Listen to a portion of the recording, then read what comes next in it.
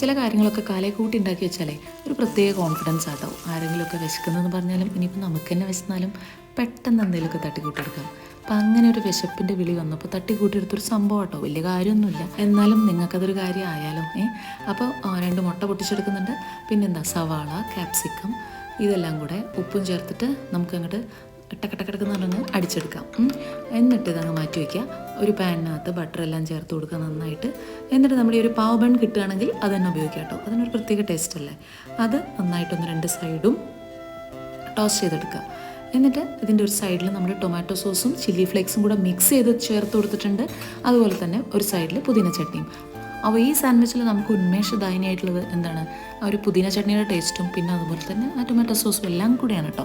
അപ്പോൾ അതാണ് ഞാൻ പറഞ്ഞത്, നമ്മൾ ആദ്യമേ പുതിന ചട്നിയൊക്കെ ഉണ്ടാക്കി വെച്ച് നമുക്ക് പലതരം സാൻഡ്വിച്ചുകൾ ഇന്ത്യൻ ടേസ്റ്റിൽ ഉണ്ടാക്കിയെടുക്കാം. ഞാനിതിനെന്തായാലും ഒരു സാറ്റിസ്ഫൈ